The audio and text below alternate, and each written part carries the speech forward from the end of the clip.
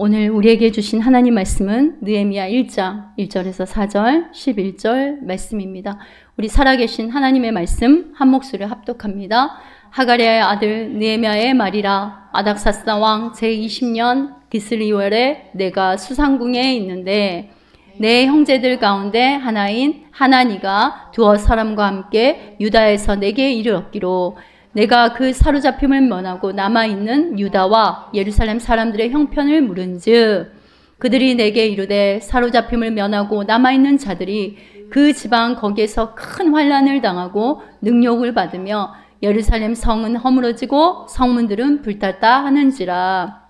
내가 이 말을 듣고 앉아서 수일 동안 슬퍼하며 하늘의 하나님 앞에 금식하며 기도하여 주여 구하오니 귀를 기울이사 종의 기도와 주의 이름을 경외하기를 기뻐하는 종들의 기도를 들으시고 오늘 종이 형통하여 이 사람들 앞에서 은혜를 입게 하옵소서 하였나니 그때에 내가 왕의 술 관원이 되었느니라.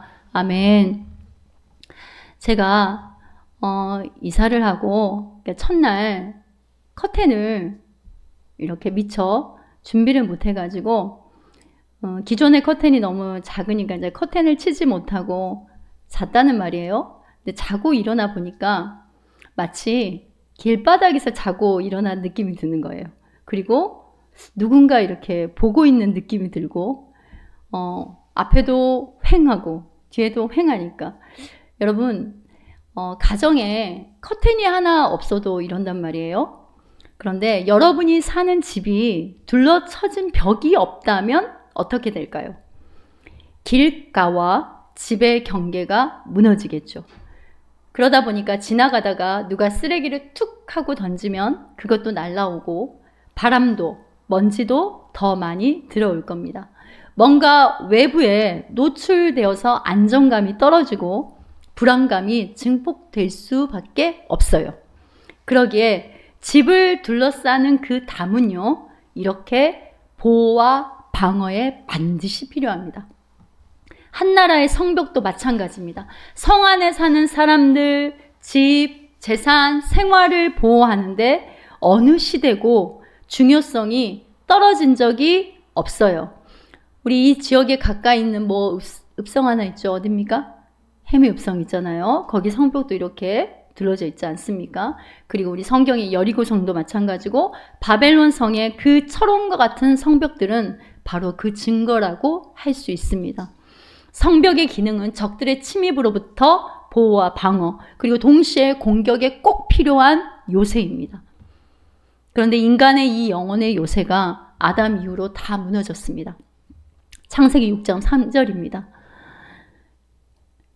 여호와께서 이르시되 나의 영이 영혼과 사람과 함께 하지 아니하리니 이는 그들이 뭐가 됨이라? 육신이 됨이라. 여러분, 육신이 되었다 함은 영적인 성벽이 무너졌다는 의미죠.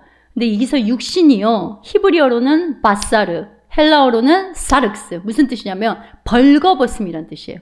무슨 뜻이라고요? 벌거벗음. 육신이라고 지금 되어 있는 저 단어의 뜻이, 그러니까 영적으로 벌거벗은 상태가 되었다 함을 의미합니다. 그러니까 영혼이 하나님의 보호하심과 그 관계의 성벽에서 어때요? 그게 무너지고 죄로 인해서 벌거벗은 상태가 되었다는 말이에요. 죄로 하나님과 관계가 단절되자 부끄러워 숨는 거예요. 각종 자신이 만든 담과 성벽을 쌓아 끊임없이 도망하는 타락에 빠지는 겁니다. 진짜 성전이신 예수님이 오셔야 진짜 요새이시고 성벽이신 예수 그리스도의 구원만이 이 벌거벗음에서 해방되는 구원을 말하는 게 바로 뭡니까? 성경에서 말씀하시는 바로 예수님을 통한 구원을 말하지 않습니까? 그러면 여러분, 이스라엘 성벽이 왜 무너졌을까요? 왜 무너졌을 것 같아요? 하나님 앞에 죄를 범했기 때문입니다. 바로 그 죄는 바알을 비롯해 각종 우상을 섬기는 세속화, 바벨론은 세상을 상징하는데 세상의 왕, 세상 임금을 보내셔서 하나님의 뜻과 상관없이 용도 변경된 이스라엘의 성전과 예루살렘의 성전과 성벽을 무너뜨립니다. 이 무너짐은 심판 자체의 목적이 있는 것이 아니라 하나님의 징계 속에서 다시 구원과 회복을 주시기 위한 과정입니다. 우리가 지금 계속 에스라와 느헤미야와 학개와 이 모든 것들을 보면서 그것을 깨닫고 있지 않습니까? 성전 회복, 말씀 회복, 성벽 회복, 다 회복이 공통적인 주제예요. 영적인 예루살렘은 결국 누구입니까? 우리의 영혼 속사람이란 말이에요. 우리가 그리스도의 성전입니다. 성전의 우선순위 전제는요, 하나님 사랑과 거룩하신 하나님의 영, 성령의 임재입니다. 성전의 우선순위 전제는 뭐라고요? 하나님 사랑과 성령의 통치와 임재입니다. 자, 고린도전서 3장 16절에서 17절 보세요. 우리 함께 한 목소리로 함께 합독해 볼까요? 여러분들은 자신들이 하나님의 성전인 것과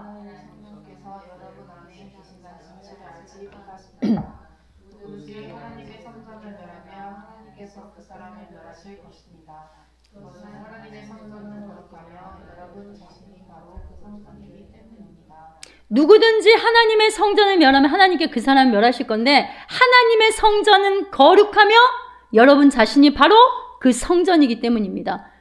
그러니까 거룩을 말씀하신 거예요. 근데 마태복음 22장 37절에서 39절에 예수님께서 뭐라고 말씀하시냐면, 내 모든 마음과 모든 목숨과 모든 정성을 다해서 내 하나님을 사랑하여라.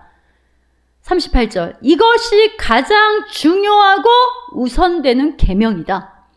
두 번째 계명은 내 이웃을 내 자신처럼 사랑하여라인데, 이것도 첫째 계명과 똑같이 중요하다. 여러분, 이 말씀을 가만히 보면요, 하나님 사랑이 첫째 계명, 우선순위 되는 계명이라고 하죠. 그런데 39절에서 이웃 사랑을 말하면서도 그것이 첫째 계명과 똑같이 중요하다라고 하는 첫째 계명의 전제를 붙이세요. 무슨 뜻입니까? 모든 것이 하나님 사랑이 먼저라는 겁니다. 여러분, 하나님은 사랑이시라, 이것이 성경이 말하는 전제예요. 사랑이 하나님이다가 아닙니다. 그렇죠, 여러분? 하나님은 사랑이시라예요. 이게 성경이 말하는 전제예요. 그런데 사랑이 하나님이다가 아니라는 말입니다. 이건 전제가 바뀐 거예요. 자, 사람 사랑이 전제로 하나님 사랑이 연결되어지면 이거는 인본주의가 되는 거예요. 하나님 사랑이 전제가 되어 이웃 사랑을 바라보는 것이 뭐라고요? 신본주의입니다. 그러면 예를 하나 들까요? 동성애자들을 바라보는 것도 전제의 문제인 거예요. 자, 동성애 옹호한 자들이 흔히 기독교를 향해서 비방하는 게 어떤 말을 합니까? 내 이웃을 내 몸과 같이 사랑하라고 했는데, 동성애자도 이웃 아니야? 그런데 사랑하지 않고 왜 그렇게 왈왈거려? 이렇게 하면서 어때요? 기독교인들을 향해서 공격을 하죠. 물론 구원받아야 될 한 영혼으로 바라보고 긍휼의 마음으로 품어야 하지만, 하나님의 말씀의 관점으로 어떻게 사랑하고 어떻게 포용하는지가 중요한 거예요. 첫 번째 전제인 하나님의 사랑이 결정하지, 사람의 감정이, 인간의 정과 신념이, 문화가 결정하는 게 아니에요. 만약 하나님의 사랑의 전제를 뒤집고 이웃사랑이 앞서면요, 모든 해석과 모든 것에 사람에 따라, 상황에 따라 바뀌는 인본주의가 되는 겁니다. 하나님께 드리는 예배를 사람을 세우는 도구로 전략을 하고, 예배가 모욕을 당하고 예배 시간에 불경건하게 예배하는 자들을 막 방해하고 이런 것들이 있는데, 좋은 게 좋은 거다. 더 많은 수에만 우선순위를 두는 게 과연 먼저일까요, 여러분? 아니면 교회 거룩이 우선일까요? 그 다음에 영혼 구원일까요? 교회는 거룩이 먼저입니다. 무슨 말이냐? 예배가 무너지고 공동체의 거룩과 질서와 화목이 무너지면 세상이 교회로 들어와서 교회가 세속화되는 거예요. 자, 레위기 11장 45절 말씀 보세요. 내가 거룩하니 너희도 뭐할지라? 거룩할지니라. 마태복음 6장 33절 뭡니까? 그런즉 너희는 먼저 뭘 구해라? 그의 나라와 그의 의를 구하라. 여러분, 오늘날은 이 순서가 바뀌어졌어요. 신앙은 여러분 전제, 우선순위의 싸움입니다. 나무의 뿌리를 빼앗기면 가지와 열매를 다 빼앗기고 시간이 지나면 썩고 죽게 되잖아요. 우리는 근데 본능적으로 항상 눈에 보이는 열매에만 집착을 합니다. 그러나 교회 공동체 뿌리가, 또 나라는 교회 뿌리가 어디에 있는지가 먼저 되어야 하는 거예요. 뿌리가 그리스도께 깊이 내리고 건강하면요, 잎과 열매는 자동적으로 맺히게 되는 겁니다. 곧 이 말은 영혼 구원과 전도를 하지 말아라, 지금 말을 한다거나 제가 중요하지 않다라는 말을 하는 게 아닌 거 아시죠? 그게 아니라 교회는, 교회 공동체는, 그리고 나라는 교회도 항상 전제를 어디에서 출발하냐가 중요하다는 거예요. 이 시대는 혼미하고 혼탁합니다. 그래서 그것이 너무나 중요한 시대라는 말입니다. 제가 이 말씀을 드리는 이유가 있어요. 자, 이스라엘 백성들이 죄를 짓는 것이 세속화되었기 때문이에요. 전제가 바뀌어버린 거예요. 우선순위가 하나님 사랑, 말씀의 순종, 내가 거룩하니 너희도 거룩하라, 이 전제가 우선순위가 아니라 먹고 사는 문제, 바알이 우선이 돼버린 거예요. 그래서 하나님의 말씀에도 하나님이 이렇게 말하잖아요. 야, 너희가 나를 예배하라고 짓는다고 하는 그 성전에서 떡하니 우상을 세워놓고 음란한 행위를 하네? 눈먼 거, 상한 거 가져오면서, 즉 마음은 바람이 나서 다른 데가 있으면서 형식만 화려하게 치장을 해서 마당만 밟는구나. 심지어는 산당도 지어? 단과 브에세바의 그 금송아지를 또 세워? 광야에서 금송아지를 세워서 그렇게 얻어맞아 놓고도 가증한 밀곰 앞에서 절하고 몰렉에게 이방 제사인 그 사람의 인신제사를 드려? 그러면 너희에게 성전은 더 이상 의미가 없다. 없어. 그래서 하나님이 대적을 일으켜서 완전히 무너뜨려 버립니다. 오늘날도 동일하게 하나님의 말씀을 떠나 살면은요, 나는 아주 잘 살고 있는 것 같아요. 그런데 마귀의 포로 생활을 하고 있는 거예요. 여전히 귀환하지 못하고 포로로 잡혀 있는 거예요. 우리의 심령이 그리스도의 성전이 아닌 블레셋, 골리앗, 즉 마귀가 진을 친 소고, 뭐라고 그랬어요? 가시밭이라고 그랬어요. 아세가 뭐라고 그랬습니까? 움푹 패인 곳. 그리고 에베스담님 뭐예요? 한, 피가 서린 곳. 그러니까 우리의 심령이 블레셋, 골리앗, 즉 마귀가 진지를 치는 이게 소고, 아세가, 에베스담님이 되어서 그냥 사단이 끌고 다니는 대로 그냥 끌려가고 살고 있는 거예요, 여러분. 마귀는요, 예수 믿는 사람 속에 자기 마음대로 못 들어옵니다. 하나님의 허락하에 움직이는 게, 우리가 욥기를 봐서도 알죠. 그리고 실제 어떻게 해요? 사무엘상 18장에도 사울왕 속에 하나님이 분명히 이렇게 말합니다. 하나님이 부리는 악령이 힘있게 임하매. 마귀도 하나님이 부리는 도구일 뿐인 거예요. 자, 하나님께서 바벨론 포로의 1차, 2차, 3차 귀환을 통해 스룹바벨 주도로 성전 회복, 1차 회복, 1차, 2차, 에스라 주도로 말씀 회복, 3차 느헤미야 주도로 성벽 회복을 왜 이렇게 거듭 회복을 외치는 줄 아십니까? 오늘날 주님의 피로 값주고 사신 교회 공동체 안에, 그리고 나라는 교회 안에 우리들이 회복해야 하는 것이 무엇인지 분별하고 깨닫고 돌이키라고 하시는 거예요. 그래서 이 시대에 우연이 아닌 거예요. 그냥 우리가 공동체적으로 매일 성경을 따라서 이렇게 읽으니까 이렇게 본문이 이렇게 돼. 그게 아닙니다. 이 시대에 나라는 교회, 또 이 시대 모든 교회들에게, 하나님의 성도들에게 주시는 말씀이라는 말이에요. 성령이 친히 여러분 신명하게 명하시는 회복에 관한 어떤 뇌마의 음성을 들으셨습니까? 내게 주신 하나님의 음성을 들으셨습니까, 여러분? 느헤미야는 성벽 회복 이야기지만 단순히 건물 성벽을 완성하는 무슨 역사 이야기가 아니라 성벽을 쌓는 과정에 느헤미야의 기도, 그리고 대적들의 그 수많은 방해, 또 하나님 말씀의 부흥과 백성들의 회개, 이 모든 것들을 통해서 오늘날 영적인 이스라엘 교회가 무엇이 무너졌고 어떤 성벽을 쌓아야 하는지를 분명하게 말씀하시는 거예요. 오늘 이 자리에 말씀 앞에 있는 우리에게 느헤미야의 기도를 통해 예수님의 기도까지 그 연결되는 복음을 깨닫고 기도와 예배와 찬양의 성벽이 회복되기를 바라시는 하나님 아버지의 마음을 깨닫는 시간이 되시길 바랍니다. 느헤미야의 시대적 배경은요, 페르시아의 아닥사스다 왕 때예요. 에스라 2차 귀환 후에 가까운 시간이에요. 얼마 되지 않아서 일어났던 사건으로 페르시아에서 고위 관료로 있던 느헤미야가 고향의 성벽이 무너졌다는 소식을 듣고 왕에게 휴가를 받고 고향으로 돌아와서 수많은 대적들의 방해와 공격들을 다 막아내고 이겨내고, 그리고 또 내부의 백성들의 그 원망들을 다 이겨내고 결국 성벽을 완성한다는 내용입니다. 그런 후에 에스라의 말씀 회복 운동에 함께 동역해서 성전 회복, 성벽 회복, 말씀 회복까지 다 이루는 마지막 주자가 누구이냐면 느헤미야예요. 느헤미야 1장 1절 보세요. 근데 느헤미야를 뭐라고 표현하냐면 하가랴의 아들 느헤미야라고 그래요. 여러분, 느헤미야의 할아버지는 느헤미야 아버지 이름을 뭐라고 했다고요? 하가랴. 하가랴 뜻이 뭔지 아십니까, 여러분? 여호와께서 어둡게 하셨다.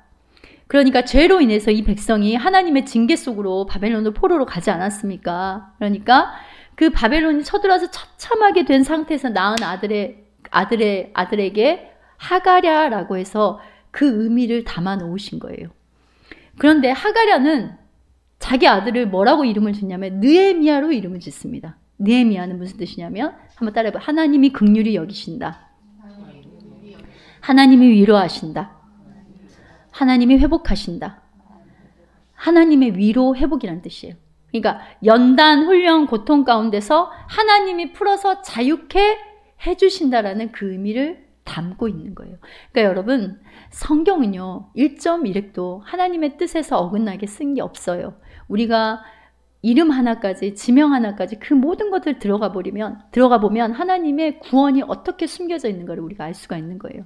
자, 느헤미야 이름 속에 감추어 두신 긍휼, 회복, 그 다음에 위로, 이 주인이 여러분 누구입니까?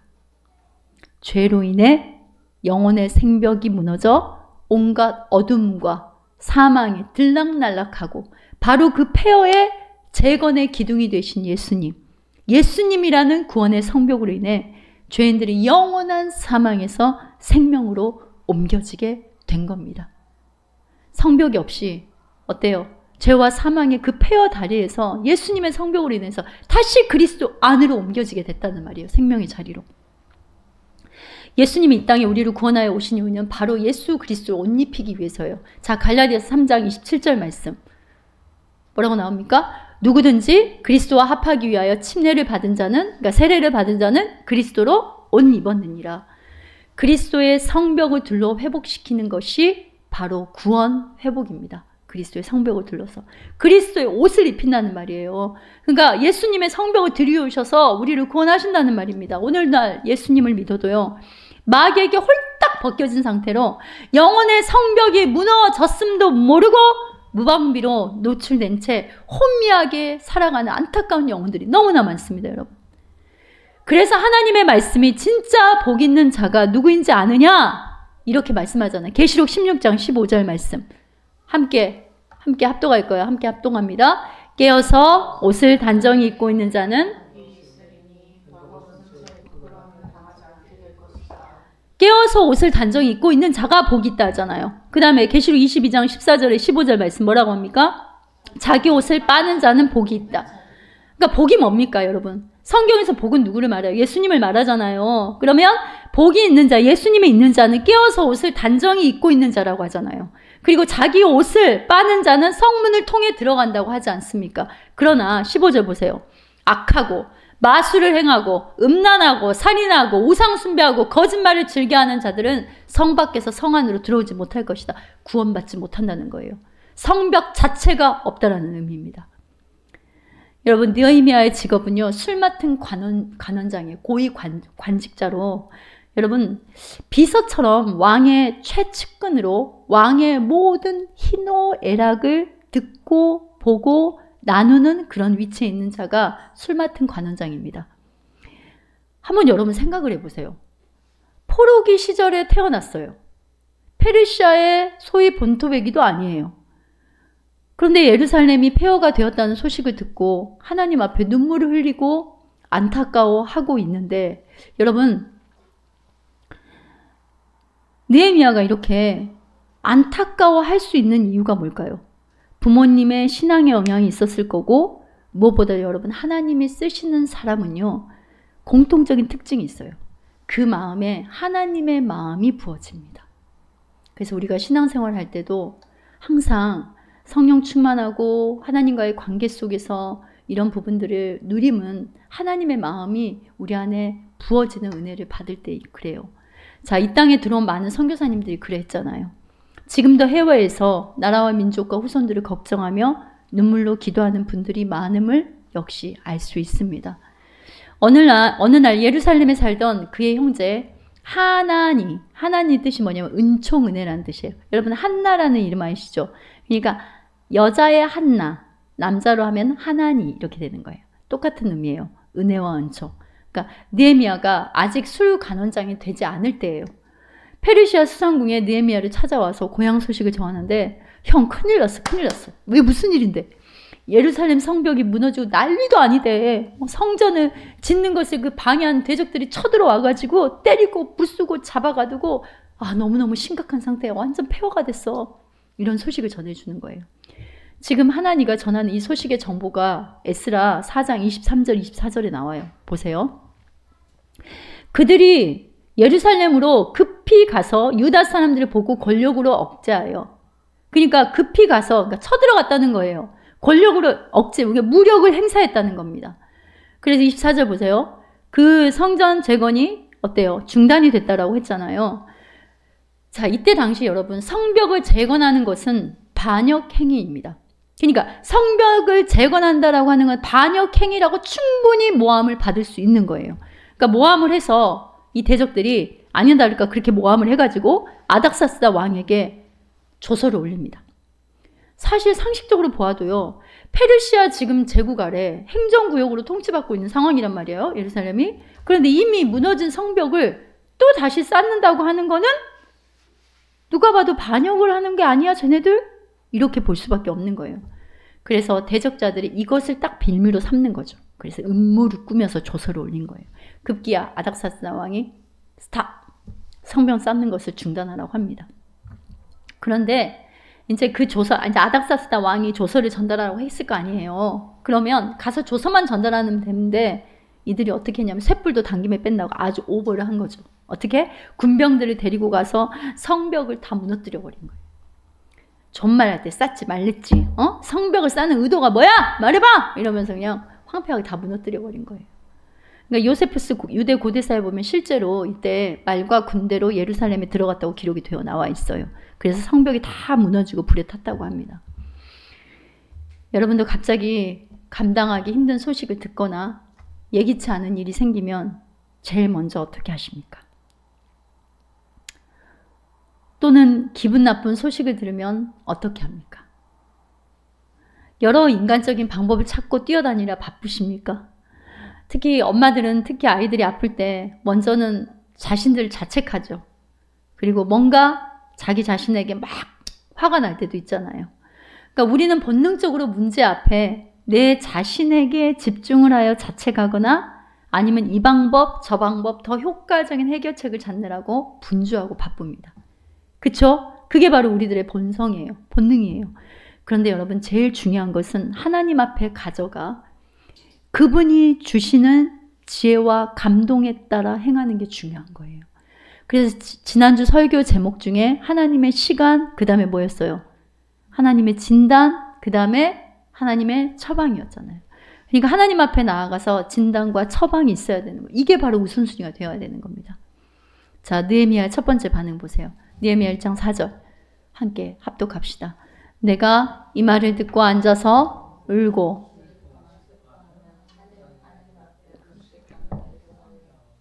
뭐 했다고 그래요? 하늘의 하나님 앞에 금식하며 기도하며. 그러니까 여러분 서두르지 말고 하나님 앞으로 가져가서 먼저 손을 드시기 바랍니다. 예수님께서도 시종을 기도로 하나님 앞에 가져가셨어요. 누가복음 3장 21절 보세요. 예수님도 세례 요한에게 세례를 받으시고 바로 뭐 했어요? 기도하셨다잖아요. 기도하실 때. 누가복음 6장 12절 예수께서 기도하시러 산으로 가서 밤이 새도록 하나님께 기도하시고 누가복음 5장 16절 보세요. 예수는 물러가서 한적한 곳에서 기도하시니라. 예수님은 항상 기도하시고 기도하시러 기도하시니라. 예수님이 친히 보여주신 본이 바로 이거라는 말입니다.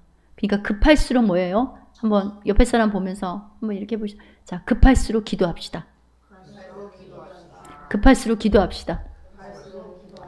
그래서 제가 어제 저녁인데도 긴급 기도 요청 기도 제목을 올려서 이제 공동체 함께 또 기도해 주셔서 감사한데 무엇이든지 그렇게 우리가 급할수록 하나님 앞에 공동체로 기도하고 함께 서로서로 위해서 기도하는 게 중요한 거예요. 자, 두 번째로 느헤미야 1장 5절 보세요. 근데 느헤미야가 어떻게 기도를 하냐면 한번 읽어볼까요? 이르되 하늘의 하나님 여호와 크고 두려운 하나님이여 주를 사랑하고 주의 계명을 지키는 자에게 언약을 지키시며 긍휼을 베푸신 주여 간구하나이다. 보세요. 하늘의 하나님, 크고 두려우신 하나님, 주를 사랑하고 주의 계명을 지키는 자에게 언약을 지키시며 긍휼을 베푸시는 하나님, 하나님 속성, 하나님 되심을 먼저 선포하고 기도하잖아요. 여러분, 이게 중요해요. 여러분, 하나님 앞에 기도할 때 하나님의 속성을 먼저 말하고, 하나님, 저는 죄인입니다. 그러나 하나님은 예수 보혈로, 예수 피로 나를 구원하신 사랑의 하나님이십니다. 이렇게 하나님의 속성에 의지하여서 기도를 시작하셔야 됩니다. 예수님도 그렇게 기도하셨어요. 요한복음 17장 예수님의 대제사장적 기도잖아요. 보세요. 2절에 아버지께서 아들에게 주신 모든 사람에게 영생을 주게 하시려고 만민을 다스리는 권세를 아들에게 주셨으며, 무슨 말이에요?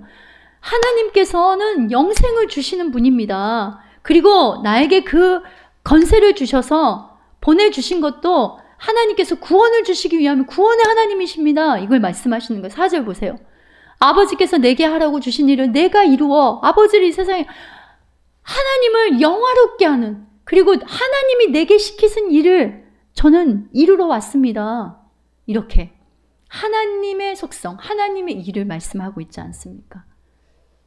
첫 번째는 뭐였어요? 급할 때 뭐하라? 하나님께 먼저 기도하라. 두 번째는 뭐예요? 하나님의 속성을 붙들고 기도하라.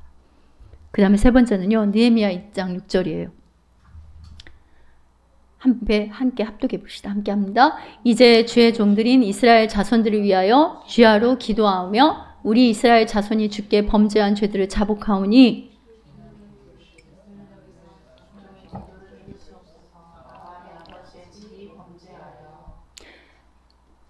이스라엘 자손이 주께 범죄한 죄들을 자복하오니 나와 내 아버지의 집이 범죄하여, 이렇게 기도하죠. 무슨 말이에요? 중보 기도를 하면서 회개 기도를 지금 하고 있는 거예요. 이게 여러분 하나님이 정말 기뻐하시는 기도입니다. 제가 누군가를 위해서 기도를 했는데, 자, 예를 들어요. 이런 거예요. 자녀의 안타까움 때문에 속상해서 자녀를 위해서 기도하다 보니 하나님 앞에 자녀된 내 영혼의 안타까움이 깨달아져서 회개가 터지는 거예요. 누군가를 중보기도 하는데 그 사람의 죄가, 그래서 그 사람의 약함이 어때요? 내 안에 있는 거예요. 그래서 하나님 앞에 깨닫게 되고 중보기도 하면서 동시에 회개기도 하는 거예요. 그러니까 느헤미야는 나와 내 집이, 민족의 죄를 하나님 앞에 회개한 거예요.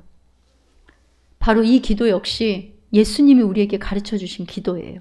여러분, 지금 느헤미야의 기도가요, 예수 그리스도의 기도를 예표하는 것을 우리가 볼 수 있어야 됩니다. 이게 연결이 되는 거. 자, 루가복음 23장 34절부터 34절. 이에 예수께서 이르시되 아버지 죄들을 사하여 주옵소서. 뭐라고 기도하셨어요? 함께 합니다. 자기들이 하는 것을 알지 못함이니라 하시더라. 예수님이 어때요? 우리의 죄를 중보하시면서 대신 회개 기도하셨잖아요. 또 느헤미야는 하나님의 약속을 의지하는 기도를 하는데, 하나님, 주님 모세에게 말씀하신 것을 좀 기억해 주세요. 만약 너희가 죄를 짓는다면 내가 너희를 여러 나라로 흩어버린다 했지만, 그러나 하나님께로 돌아와 명령을 따르면 땅끝에서도 하나님의 손으로 모으고 하나님의 이름을 두려고 택하신 곳으로 데려온다 하지 않으셨습니까? 하나님이 그렇게 언약하셨잖아요. 뒤에 구절을 읽어보면 그렇게 나옵니다. 그리고 하나님의 긍휼의 속성에, 사랑의 하나님의 속성에 기대어 기도를 이렇게 해요. 느헤미야 1장 10절 보세요. 이들은 주께서 일찍이 큰 권능과 강한 손으로 구속하신 주의 종들이고 주의 백성입니다. 그러니까 우리는 일찍이 하나님의 권능의 손으로 구원하신 주의 종이고 주의 백성들이지 않습니까? 그러니까 소위 이거예요. 하나님이 책임질 하나님의 소유인 하나님의 것이잖아요. 이렇게 하나님의 긍휼과 사랑의 속성에 의지해서 기도를 하고 있는 거예요. 여러분, 이렇게 기도하라는 겁니다.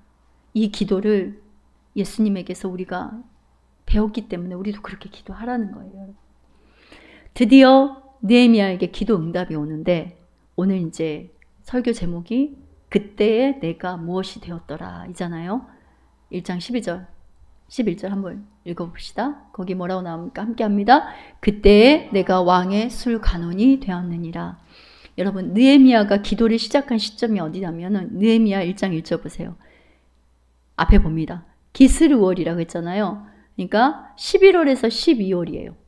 근데 응답이 떨어질 때, 그때가 느헤미야 2장 1절에 뭐라고 나와요? 니산월이라 나오죠. 3월, 4월. 왜 그러면 성경은요, 이렇게 정확하게 기간을 하나님께서 넣어 놓으셨을까요? 뭐가 느껴지십니까? 4개월 시간 동안 느헤미야는 포기하지 않고 계속 기도했다는 거예요. 끝까지 기도했다는 것입니다. 우리가 응답의 때도 정해놓죠. 하나님, 저 딱 일주일만 기도할 거예요. 하나님, 나 딱 한 달만 기도합니다. 딱 여기까지만 기도할 거예요. 응답의 주체도 근거도 내 중심이 되어서 내가 중심되는 기도할 때가 너무나 많아요. 여러분, 그렇지 않습니까? 그러다가 금방 포기하고 하나님을 향한 기대도 동시에 내려놓습니다. 그래, 안 될 거야. 이건 불가능해. 하나님을 무능한 하나님으로 만드는 거죠. 전능하신 하나님. 하나님의 응답의 현상은 여러분, 일단 느헤미야가 왕과 아주 가까운 곳에 위치하게끔 하시잖아요. 우리는 응답하면 바로 뭘 원합니까? 짠! 여기 있다. 이렇게 완제품을 주시기를 원하잖아요. 그렇게 주시는 분으로 생각하잖아요. 그러나 하나님은요, 먼저 만남을 주시고요, 환경을 조성하심을 우리가 알 수 있는 거예요. 뭘 주신다고요? 만남을 주시고 환경을 조성하십니다. 이 만남의 기회가 어디로 이어지는 거예요? 성벽 재건으로 이어집니다. 우리의 인생의 이 모든 자리는 하나님께서 응답하신 만남과 조성하신 환경을 선물로 받은 것임을 이 시간 믿음의 눈이 열려 깨닫기를 바랍니다. 여러분, 이거 믿으셔야 돼요. 여러분이 하나님의 주권 아래 여러분의 인생이 인도함 받았다는 걸 믿으시죠? 다시요. 믿으시죠? 그렇죠. 그러면 우리의 지금 이 인생에 있는 이 자리는, 모든 자리는요, 하나님께서 응답하신 만남과 조성하신 환경을 선물로 주신 자리임을, 예수님의 기도의 그 응답의 자리임을 확신하세요. 자, 술 맡은 간원장. 여러분은 어떤 이미지가 떠오르세요? 술 맡은 간원장 하면은?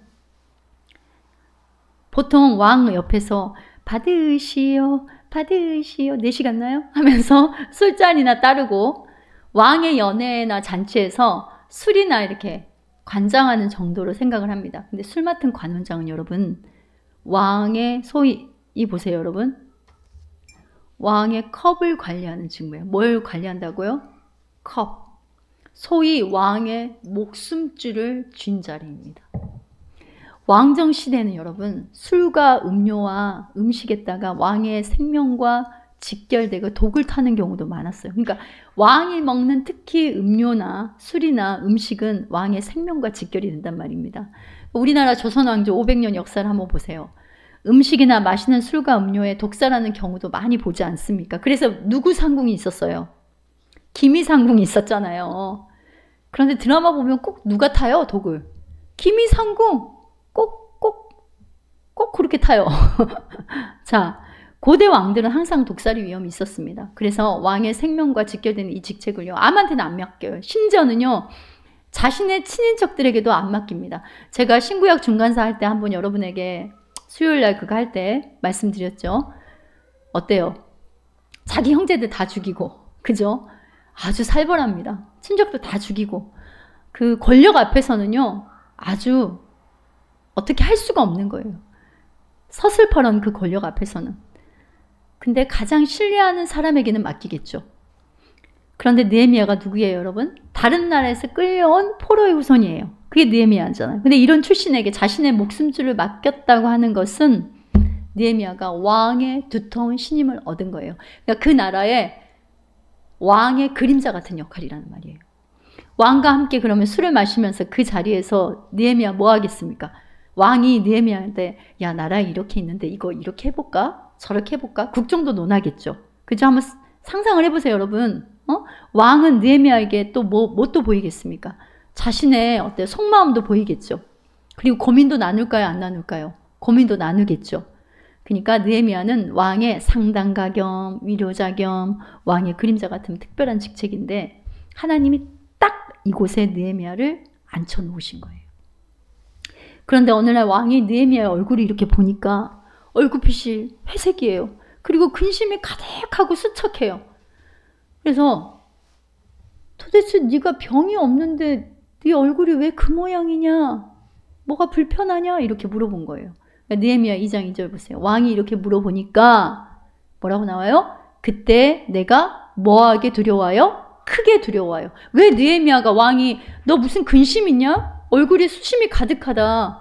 제가 이렇게 집사님한테 이렇게 물어볼 수 있는데 왜 왕의 이 말을 듣고 느헤미야가 크게 두려워했다고 할까요?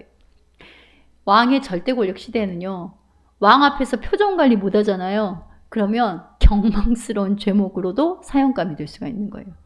죽을 수가 있는 거예요. 어디서 껌씹은 표정을 하고 있어? 내 앞에서. 응? 떨떨만 표정을. 뭐 불만 있어? 소위 이런 거죠. 그쵸? 자, 느헤미야 2장 3절 보세요.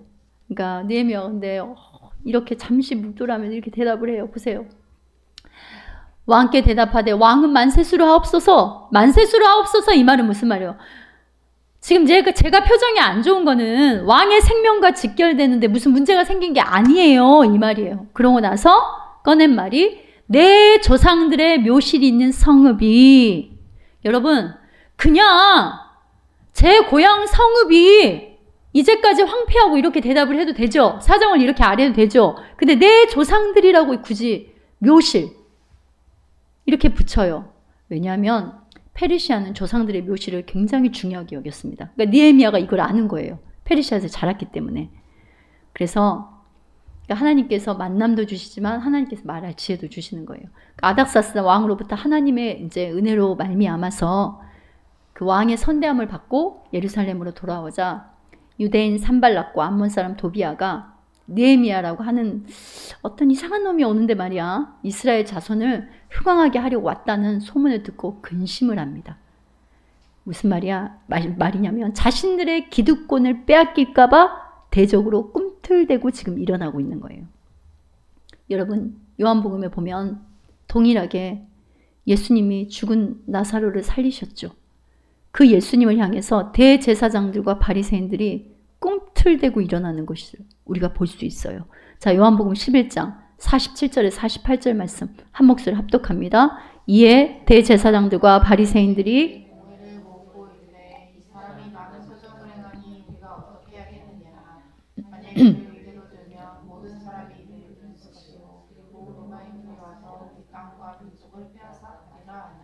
(48절) 보세요. 만일 예수를 이대로 두면 말이야 모든 사람이 그렘이 될 거야.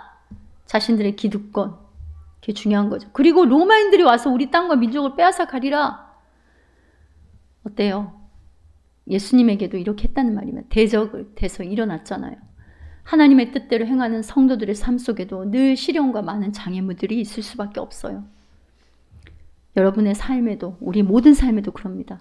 장애물이 없고 힘든과 고난이 없는 사람이 없어요. 여러분 한 주간 살면서도 즐거운 일만 있었습니까? 힘든 일들이 어떻게 보면 더 많았을 수도 있잖아요. 그래서 예수님께서 담대해라!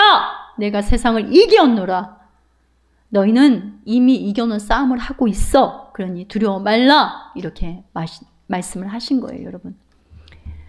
자, 예루살렘에 온 느헤미야의 행동을 이렇게 말하고 있는데요. 자, 느헤미야 2장 이제 12절에서 13절 보는데 보세요. 느헤미야가 이제 예루살렘으로 왔습니다. 와서 뭘 했냐면 바로 뭔가를 막 분주하게 한 게 아니라 예루살렘을 위해서 무엇을 할 것인지 내 마음에 주신 것을, 그리고 언제 일어나? 밤에 일어나. 그리고 내가 탄 짐승. 그 다음에 13절 보세요. 골짜기 문으로 나가서 용정으로 분문에 이르는 동안에, 여러분 밤에 일어나 내가 탄 짐승, 골짜기 문, 분문, 지금 예루살렘에 입성하고 직접 살펴보는 느헤미야를 묘사하는 이 단어들에 여러분 누가 생각이 나십니까? 그렇죠. 예루살렘을 위해 무엇을 할지 느헤미야가 원하는 일은 무너진 성벽을 재건하는 일이었어요. 그러면 하나님을 떠나서 세상이 되어버린 죄인들을 이처럼 사랑하사 독생자 아들 예수님을 통해 영생의 성벽으로 우리를 구원하시는 게 하나님의 소원이었어요. 하나님과 본체이신 예수님의 소원 역시 뭐였냐면 요한복음 17장 예수님의 기도에 그대로 나와 있었습니다. 자, 그대로 나와 있는데요. 요한복음 17장 11절 보세요. 거룩하신 아버지여, 내게 주신 아버지의 이름으로 그들을 보존하사. 근데 12절에도 그 말을 또 하세요. 내게 주신 아버지의 이름을 그들을 보존하고, 15절에 내가 비옵는 것은 그들을 다만 악에서 빠지지 않게 보존하시기를. 여러분 보존을 계속 강조하십니다. 그러니까 그리스도가 친히 지키시고 인도하시는 성벽이 되시고자 한 거예요. 그게 예수 그리스도의 소원이었단 말입니다. 성령 하나님은 지금도 세속으로부터, 거짓으로부터, 혼미함으로부터 교회를 지키시고 예수 피로 값주고 사신 주님의 몸된 교회인 여러분 한 명 한 명을 에워싸시고 지키고 보호하고 계십니다. 때마다 일마다 임마누엘 하나님으로 우리의 연약한 믿음이 흔들리는 순간에도 견고하고 흔들리지 않게 지키시는 산성이고 요새가 바로 우리 주 예수 그리스도이십니다. 분문에 이르는 동안이라고 그랬잖아요. 여러분 분문이 뭔지 알아요? 분이 뭐예요? 똥이에요. 똥과 오물이 나가는 문이에요. 그러니까 예루살렘 성벽에 여러 가지 문들이 있었는데 분문은요, 시체들, 오물이 나가는 문이었단 말이에요. 그러니까 바벨론 포로로 잡혀갈 때도 이 분문 주변에 사는 사람들은요, 쓸모없는 쓰레기처럼 여기고 잡아가지 않았어요. 그들은. 분문, 가장 낮은 자리, 그리고 가장 무명한 자리, 자기 부인의 자리. 여러분 그런데 예수님이 골고다로 오르실 때 이 문을 통과하셨습니다. 그리고 골짜기 문이라고 나오잖아요. 아까 골짜기 문은 원어를 보면 무슨 뜻이냐면 반드시 극복해야 되는 장애물이란 뜻이에요. 그러면 느헤미야에게 산발락과 도비아와 같은 대적들의 방해를 뚫고 가야 되잖아요. 그러면 예수님에게는 우리에게 생명을 주시기 위해 예수님은 무엇을 통과하셨습니까? 십자가를 통과하셨잖아요. 성도 여러분, 오늘 본문에 느헤미야에게 다음과 같이 하나님이 응답하셨다고 해요. 느헤미야 1장 11절 말씀. 다시 한번 읽어봅시다. 그때에 내가 왕의 술 간원이 되었느니라. 지금 이 자리에 있는 우리에게, 여러분 잘 들으세요. 하나님의 다음과 같은 응답하신 은혜를 볼 수 있기를 바랍니다. 그때 내가 왕의 술 간원이 되었는데, 그때 하나님께서 세상을 이처럼 사랑하사 독생자를 주셨더라. 그때 완전한 하나님이 완전한 인간의 몸을 입고 오셨더라. 그리고 그때 내가 용서함 받고 하나님의 자녀가 되었더라. 그때 엄마 아빠가 되었더라. 그때 내가 집사, 권사, 장로, 목사가 되었더라. 그때 내가 아파르케 성도가 되었더라. 성도 여러분, 지금 우리 삶의 모든 자리와 우리의 지금 이때가 예수님의 기도의 응답으로 주어진 선물 같은 시간이고 자리이고 만남이고 일상임을 깨닫기를 바랍니다. 아멘이세요, 여러분? 도저히 힘든 상황, 힘든 사람들 앞에서 그렇게 할 수 없잖아요. 그러나 하나님이 주신 응답의 자리임을 깨닫기를 바랍니다. 그리고 깨닫는 것에 머무르는 지식적이고 감정적인 신앙의 단계에 머무르면 안 되고, 먼저는 예수님이 보여주신 기도의 본을 따라 모든 것을 출발하고 매일 하나님과의 관계 속에서 쌓는 기도와 말씀의 성벽 아래 그리스도의 말씀이 실제 우리의 육신, 일상이 되어 우리 삶 자체가 예수를 드러내는 자기 몫의 십자가를 지는 분문을 지나는 가장 낮은 자리, 가장 무명의 자리, 예수님이 보여주시고 알려주신 예수의 길로 한 걸음 한 걸음, 비록 더딜지라도 때로는 힘겹더라도 뚜벅뚜벅 쉬지 않고 걸어가야 되는 거예요. 언제까지? 주님 오시는 그날까지. 느헤미야 2장 12절 보세요. 함께 해볼까요? 내 하나님께서 예루살렘을 위하여 무엇을 할 것인지 내 마음에 주신 것을. 여러분, 하나님 아버지의 마음으로 살펴보고요. 시대가 어렵고 환경이 어둡다고 주저앉아 있는 것이 아니라 밤에 일어나. 그러니까 하나님이 여러분 영혼을 위해, 가정을 위해, 그리고 하나로 불러주신 교회를 위해, 더 나아가 이 나라와 이 민족을 위해 무엇을 기도하기를 원하시는지, 함께 나갈세, 무엇을 순종하기를 원하시는지, 여러분 마음에 넣어주신 것이 무엇인지, 아니면 이미 넣어주셨는데 슬쩍 거부하고 한쪽에 밀어놓은 것은 혹시 없습니까, 여러분? 여러분 영혼이 하나님 앞에 예배자로 서도록 기도하세요. 그리고 자녀의 영혼이, 가족이 주님이 기뻐하는 예배자로 서서 세워지길 깨어 기도하고, 에스라 2장과 느헤미야 7장의 귀한 자 명단을 우리가 보지 않았습니까? 그 귀한 자 명단이 아파르케에도 써지길 여러분 기도하십시오. 보세요. 에스라 2장의 귀한 자 명단과 이번 주에 봤던 우리 에스라 7장의 귀한 자 명단은 동일합니다.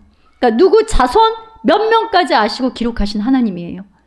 모든 세상의 자아에 포로된 영혼들이 아파르케 첫열매이신 예수님께 돌아와 하나님 앞에 마음의 감동을 받고 돌아와 예배자로 세워지고 회개의 부흥을 경험하고 심령과 삶의 말씀과 기도가 회복되는 부흥을 위해 깨어 기도할 청직의 사명을 감당하시기 바랍니다, 여러분. 함께 나갈세. 함께 따라해보세요. 함께 나갈세. 이 소명은 여러분 목사에게만 부어지는 것이 아니에요. 이 모든 예수 피로 값주고 산바된 성도 우리 모두에게 주어진 소명입니다. 내 하나님께서 먼 모습 위에 무엇을 할 것인지 내 마음에 주신 바로 이 부르심에 더 이상 여러분 직무유기하지 말고 하나님을 향해 하나님 앞에 충성 헌신의 마음, 친히 여러분 마음에 부어주시는 하나님 아버지의 마음을 받는 성령에 붙들린, 여호와의 영에 붙들린 기도와 예배와 찬양과 감사의 성벽을 쌓는 아파르게 성도님들이 되시길 주님의 이름으로 축원합니다.